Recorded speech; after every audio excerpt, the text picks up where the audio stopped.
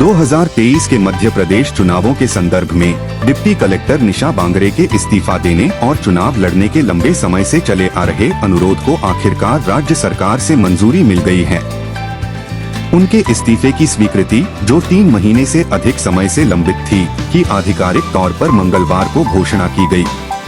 निशा की इच्छा deputy collector का पद छोड़कर आमला विधानसभा सीट से चुनाव लड़ने की थी। हालांकि निशा से जुड़ी चल रही विभागीय जांच का हवाला देते हुए उनके प्रारंभिक इस्तीफे को राज्य सरकार की अनिच्छा के साथ पूरा किया गया था। यह नौकरशाही गतिरोध लंबे समय तक बना रहा, जब तक कि मामला उच्च न्यायालय के ध्यान में नहीं गया।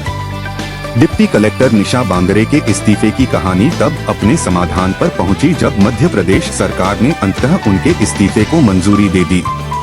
यह निर्णय सोमवार को आया, लेकिन अगले मंगलवार तक इसका खुलासा जनता के सामने नहीं किया गया।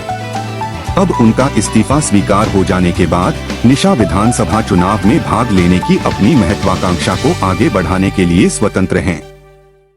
उनका प्रारंभिक इस्तीफा लगभग 3 महीने पहले दिया गया था, लेकिन इसमें नौकरशाही बाधाएं आ गई थीं। जवाब में निशा ने सहायता के लिए सुप्रीम कोर्ट का रुख करके कानूनी सहारा मांगा।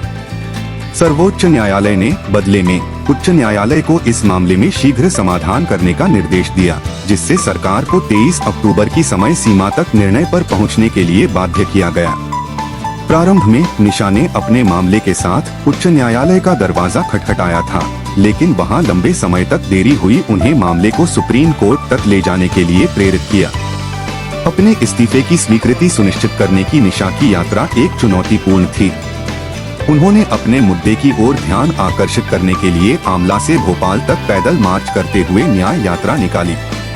विशेष रूप से उन्होंने मुख्यमंत्री आवास के बाहर भूख हड़ताल भी की, जिसके परिणामस्वरूप पुलिस ने उन्हें हिरासत में ले लिया। अपने विरोध के परिणामस्वरूप निशा को एक दिन पुलिस हिरासत में बिताना पड़ा। निशा के इस्तीफे की देरी से मंजूरी के महत्वपूर्ण परिणाम हुए, खासकर राजनीतिक क्षेत्र में।